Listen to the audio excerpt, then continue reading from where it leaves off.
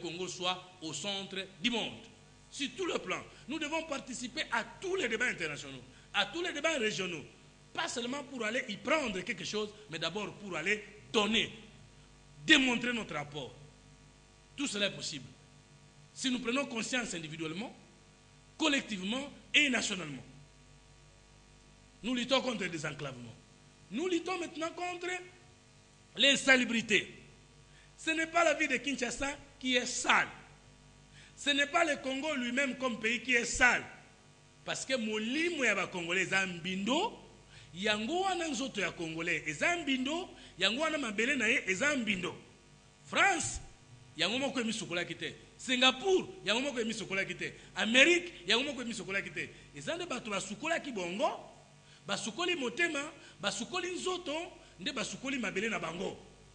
Insalubrité à liboso tokobunda ezali na niveau spirituel, na niveau intellectuel, na niveau structural. Changement de mentalité, changement de vision, changement de pratique. Ce qui te résoudre le problème hygiène spirituelle, hygiène mentale, automatiquement nous autres on a propre, ma belle nabiso ekozala propre.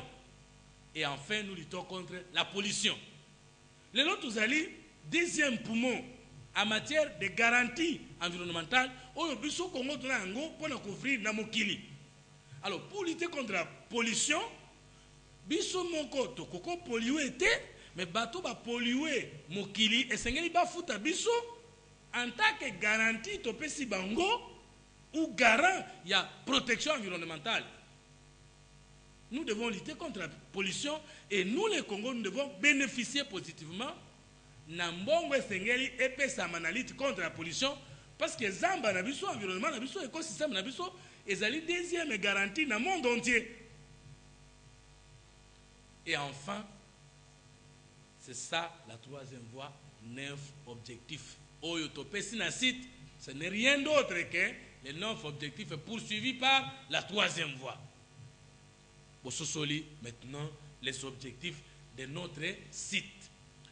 Sikawa tokoti na site ndengo zokota. Tango zokota directement na site. Ozokuta nini na site. Ozokuta d'abord bakomi la troisième voie, un courant de pensée spirituelle, scientifique et politique. Devise, esprit, corps et milliers. Et là, on a un courant de pensée. Zoua livre. Tanga, histoire de la Révolution française. Zoua livre. Tanga, histoire de la Révolution Québec.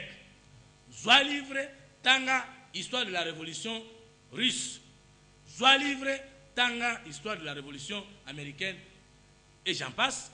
Au commun noté que, à la base, c'était un parti politique, c'était une église, c'était une école de points. Non. Au commun noté qu'à la base, c'était le socialisme et le libéralisme. Non. C'était des courants de pensée spirituelle, scientifique et politique.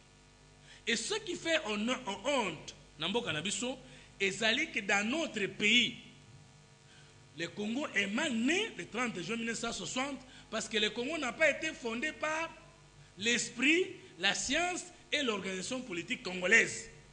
C'est ce qui fait que non seulement l'État congolais n'existe pas, mais la République congolaise non plus. C'est ce qui fait que les partis politiques sont tribaux, ethniques et paroissiaux. Dans les détails des plans, vous allez trouver ce qu'on entend par courant de pensée. Ce qu'on entend par pensée spirituelle, scientifique et politique. À côté au Kukuta, logo à troisième voie. Logo à troisième voie, c'est triangle renversé parce que c'est ça la révolution. Et révolution à troisième voie, c'est une révolution triade. Révolution spirituelle, intellectuelle et structurale. Révolution spirituelle, c'est une autre vision, un autre point de vue sur Dieu. Révolution intellectuelle, c'est un autre point de vue, une autre vision sur l'homme. Et révolution structurelle, c'est un autre point de vue sur la politique et la société.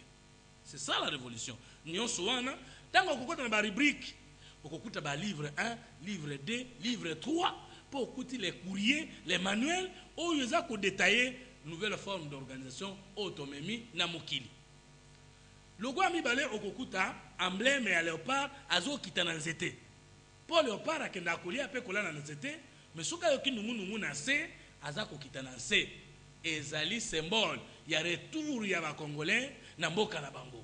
Ezali symbole ya réveil ya ba congolais, ya éveil ya ba congolais pour bakoma les maîtres du Congo. C'est pourquoi nous parlons de l'enfumocratie. Kimfumu kombo na ngai za mfumu toto te. Kombo na ngai ezali basanga nkumunje ou basanga belebo sangi.